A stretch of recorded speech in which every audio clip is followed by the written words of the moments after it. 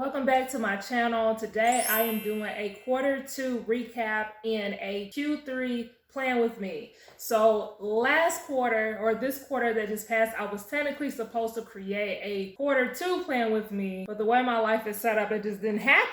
But I am going to include both in today's video, just to kind of make it easier. The whole goal of Q2 for me originally was to grow my community, but honestly, Q2 was rough. Q2 was rough for me for multiple reasons. One, because I realized the business model that I was building for my business I did not like, and that I ran into a lot of different issues that made me realize, if I continue to pursue this long term, I'm going to be miserable.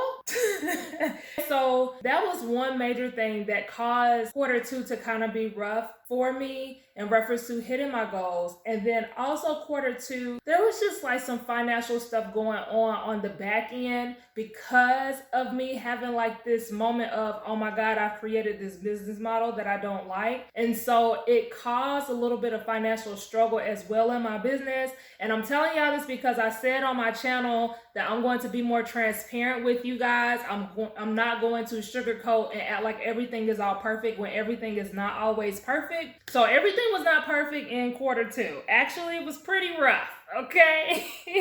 But things are looking a lot better for Q3, and so that's why I feel like this is a really good time for me to create this video. So it is June 25th at the date of recording this video, and I'm just going to go over what my Q2 goals were. So the main goal, like I said originally, was to grow my community, and a part of that goal was to grow my YouTube channel to 1,000 subscribers. And when I tell you, I'm going to create a whole separate video on the journey of getting 1,000 subscribers on YouTube, but it has been really difficult to hit that 1,000 mark.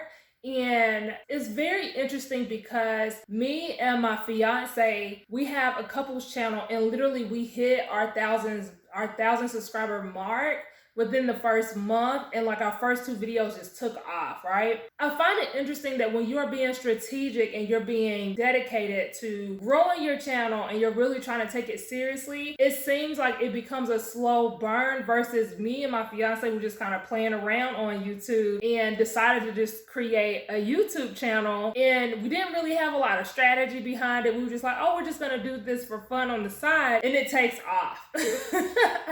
So my goal was to hit 1,000 YouTube subscribers. I did not hit that. At the day of recording, I am at 234 subscribers, and I'm going to show you my computer screen because I have my channel pulled up right now. I'm at 234 subscribers to date. Also, a part of my Q2 goal was to get monetized. Obviously, you have to hit 1,000 subscribers and 4,000 watch hours. I didn't hit that goal because I didn't hit my requirements in order to get monetized, so I wasn't able to do that. Another goal that I had was to post 24 YouTube videos. Now, this goal was created based on me seeing in Q1 that I could really post 8 YouTube videos per month and be pretty comfortable with getting that kind of content out. Well, I lied to myself because I was not able to comfortably produce 8 YouTube videos every single month, because what I didn't know at the time was that as a result of me dedicating and creating 8 YouTube videos for my channel, everything else in my business on the back end kind of fell behind. And so I was playing catch up for that next month because I had put so much time and energy into getting 8 videos produced. So I was not able to do that. I am going to tell you the goals that I did accomplish afterwards, but I just want to go through what my list was first. Another goal that I had was to speak at 2 business events. That did not happen. Honestly, I didn't even pursue trying to make that happen. And it's not that I forgot about that. When you hit a stagnant place in your business, at least I can only speak from my perspective. When you hit a stagnant place in your business where you realize the business model that you have created for yourself is flawed, or the business model that you created for yourself is not sustainable based on the lifestyle that you desire long term, you kind of want to pull back from any new opportunity. So that's kind of what I ended up doing. I realized when I was doing my coaching that I was primarily promoting my one-on-one coaching services, and right close to the end of closer to the end of second quarter, I had a digital product on podcasting that I released, but I realized the one-on-one was like my bread and butter, and I completely pulled that off of the shelf. And so considering the main source of my income in my business was one-on-ones, you can about imagine what happened with my business if I pulled that off of the shelf.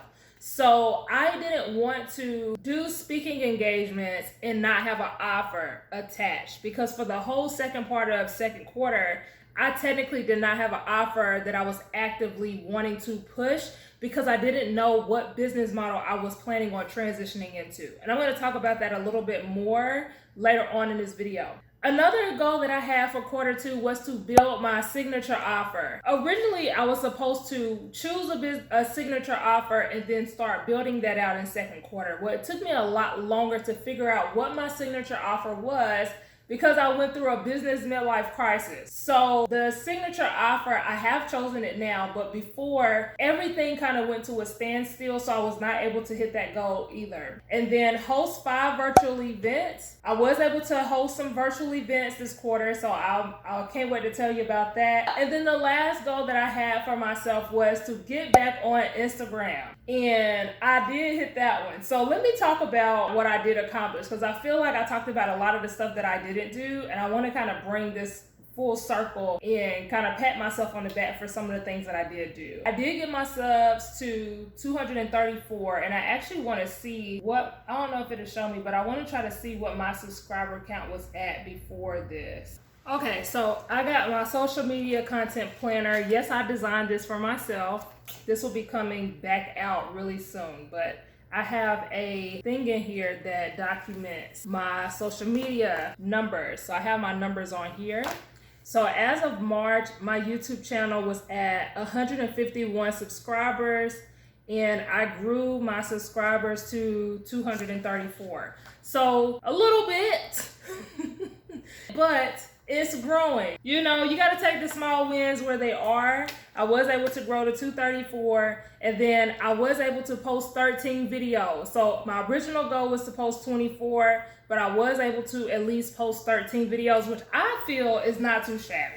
Okay. One thing that I realized, and that I am going to talk a little bit more in reference to quarter three goals, but my videos were super long. And when I say long, I mean they were like 20, 30 minutes. And I realized that I needed to make a change in that area for 2 reasons. The first reason being post-production was ridiculous. It can easily take you like 2 to 3 hours, sometimes even 4 hours, to edit a 30-minute video from start to finish.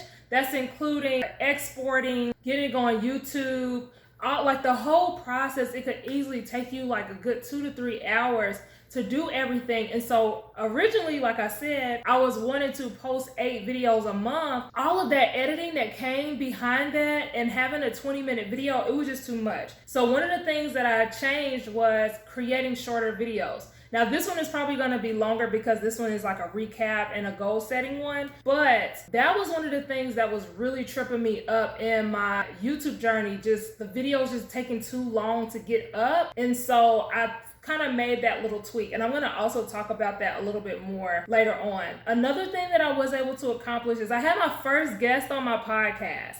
So if you don't know, I have a podcast called the First Year Business Podcast. I will link it in the icon. I think it's on this side or in the description. That was a really big accomplishment for me because, for one, this guest kind of came from out of nowhere. Like, we've been following each other on Instagram and Facebook for a while. I knew who this person was, and so when I saw that they requested to be on my podcast, I was so excited because I'm like, okay, you want to be on my podcast? You want to be on my podcast? And I will also link the actual episode probably in the comments or something so that you can watch that episode. But that was a really big accomplishment because one of the goals that I want to do with my podcast is start interviewing more people and start being on panels and like just different things like that. So it really gave me the opportunity to get my feet wet a little bit and see, like, do I like interviewing people? Like, how did I do? How did this flow? So I really love that I was able to accomplish getting someone on my podcast. Another thing that I accomplished this quarter, and this was not on my list of things to even accomplish this quarter, but I got a full-time job.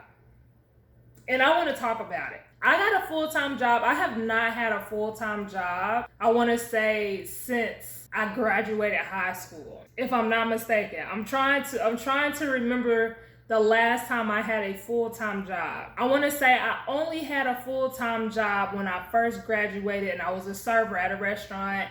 That was the first full-time job that I had, and eventually I went to part-time. And ever since then, I've always had a part-time job. I have never did any kind of job full-time. And so that was a really big deal for me, because during this quarter, with my business model shakeup or crisis or whatever, I really hit a low point in my business. And when I say that, I mean like mentally. Like, I had a really low point with me mentally in reference to entrepreneurship. And I had a real reality check. I have 2 boys, I have 2 kids, and I'm tired of the roller coaster.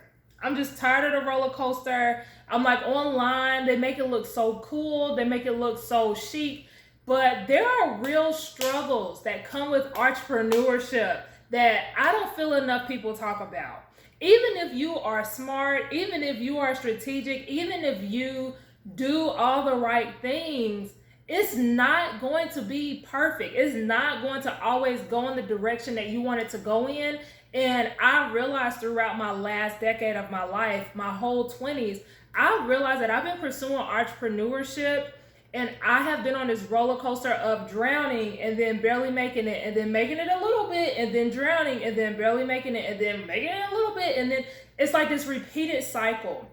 But relying fully on your business to bring in revenue, for me, and it being such an up and down roller coaster, it's just too much. So I got a full-time job so that way I can at least have a stable income coming in. And I watch shows like Shark Tank, and this is what really, really made me be like, Shonda, you need to get a job and figure it out. I was watching Shark Tank, and I'm listening to all of these entrepreneurs who are running 6-figure businesses. Now, granted, they are coming on Shark Tank to get, you know, a deal or whatever. But I'm listening to them talking about how they have a full-time job and their business is making like over $100,000 a month or whatever their revenue is. They have a family, they have kids, but somehow they are figuring it out and making it work. And it did something to me, because I'm like, Shonda, you are working on your business full time. The roller coaster is never going to change. Like, it's always going to be a roller coaster in entrepreneurship. It comes with the territory. That's what I say. Entrepreneurship is not for everyone. You got to be built a little different to be able to pursue entrepreneurship long term. But I'm like, Shonda, you can't keep using the excuse of you need to do this full time in order to make this work because you got kids. Like, you're going to have to figure it out, because these people are figuring it out. Like, they have a full-time job. There are people who are running their business part-time and making 6 figures or even more, and they have a full-time job. So I went and got me a full-time job. And me having that, and even me saying it, has taken so much pressure off of my shoulders, because I feel that I had been wanting to make my business run when really my business was so new that it was only able to crawl. And I had so many expectations on my business that it needed to be successful, and that I couldn't do anything wrong in my business because I got to pay some bills. You know what I'm saying? I got to support my family, my kids.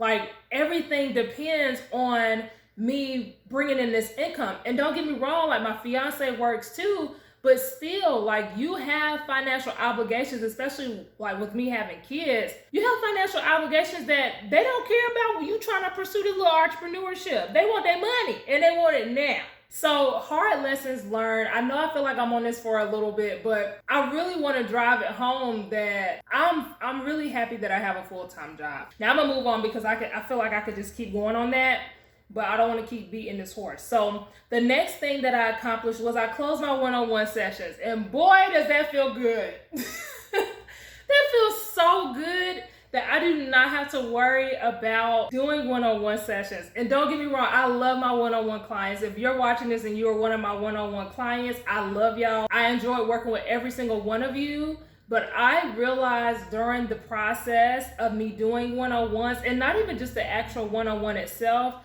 the process of booking clients for one-on-one, it just no longer served me in the desire of my life that I have. I want something that's going to be a lot more passive. And what I mean by that is like YouTube revenue. I don't want to say brand deals because I feel like that's not really passive. I don't know. I just feel like brand deals is in a separate category. Digital products, like things where if I create this YouTube video, for example, it may not be doing well today, but with my consistency in growing my channel, I may be getting paid for this video for years and years to come. And so even if I take a month or 2 months off of my YouTube channel, because of the commitment and dedication that I put in this channel, I'm still going to be getting paid on the back end, whether it's through digital products, affiliate links, or just YouTube revenue. So that's the business model that I am moving into. That way I don't have to constantly be hopping in people's DMs. I don't have to be doing the most with posting all of this content, trying to warm up my audience on Facebook or Instagram.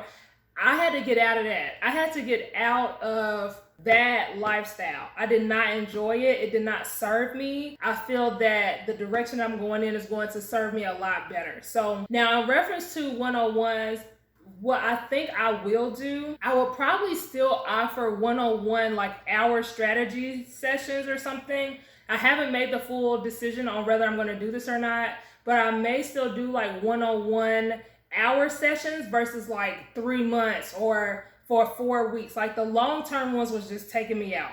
They were just taking me out. So I will probably still have that as a part of my business model, at least for right now or temporarily. But the long-term ones are definitely like they got the boot.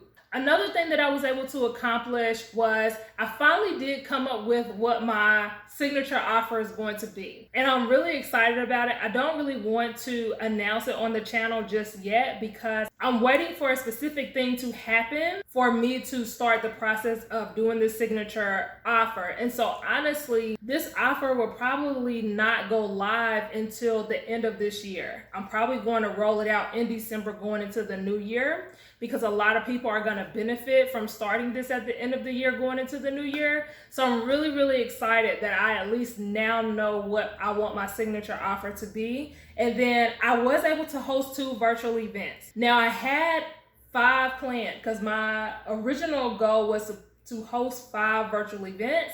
I successfully hosted 2.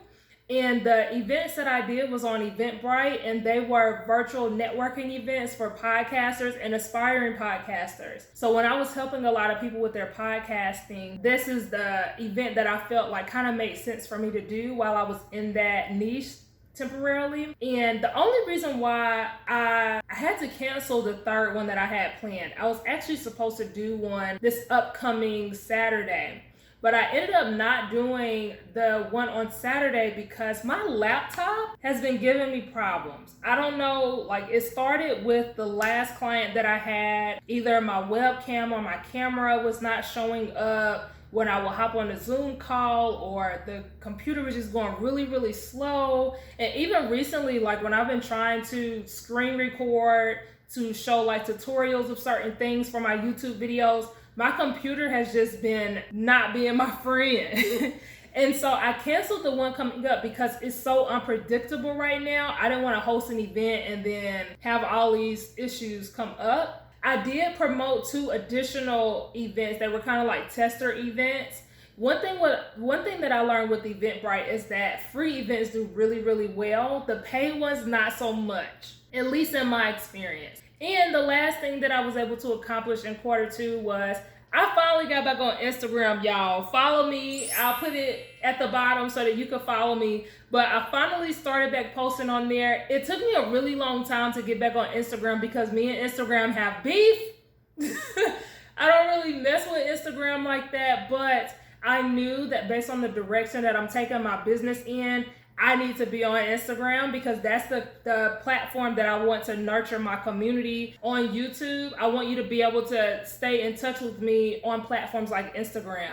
Whew, so I feel like I've said a lot. I'm going to quickly go over what my Q3 goals are. Before I do that though, if you've made it this far, I want you to put one goal that you were able to accomplish in Q2 in your business. So you could just put like Q2 or quarter 2 and then put like what you accomplished in that quarter. Now for my quarter 3 goals, my goal is going to stay the same with the hitting 1,000 subs. I want 1,000 subscribers over here. So if you still watching and you ain't subscribed, hit the button, please. Help a sister out, okay? So that's definitely the first thing that I definitely want to accomplish in quarter 3, and I'm gonna just keep moving that goal over until I hit it. I'm staying on it, okay? I don't know when it's gonna happen, but I'm believing that it's going to happen soon, okay? And it's not gonna change. And then another thing that I have for my goal is to post 12 YouTube videos, which will be 4 videos per month. I feel that that's going to be realistic considering that I'm starting a new job July 18th and it's a full-time job. So I'm not really going to be able to create a lot of content during that time. So right now I am actually creating a lot of content that I can go ahead and get scheduled out. So that way I at least still have content coming up while I'm adjusting to my new schedule. The next thing that I have is grow my audience. That's just in general. I don't have a specific goal that I'm looking to hit. I'm just looking to create super fans on my channel and on my Instagram. And that's why I'm creating content like this. And I have a couple other ones that I feel will kind of help you get to know me a little bit more. And then the next thing is to learn my new job. That's pretty much going to be my focus for quarter 3. The training is going to be for like 10 to 12 weeks total, because I have to get like a license and like it's a whole process. But I don't want to put a lot of stress on myself during this time because, like I said, I haven't had a full-time job since like I was 18. So I have no idea what to expect with how I'm going to handle my new schedule as well as running my business, which technically right now I don't have a business. Technically right now YouTube is my business. That's the business now. That's what I'm gonna leave it there because I feel like I could continue to talk. And like I said, I know this video is already gonna be super long, but I hope that this was helpful for you guys. I have another video coming out soon where I'm gonna be talking about what my strategy is to hit my 1,000 subscribers. So make sure that you check that out. But until then, I'll see you in a future video. Bye.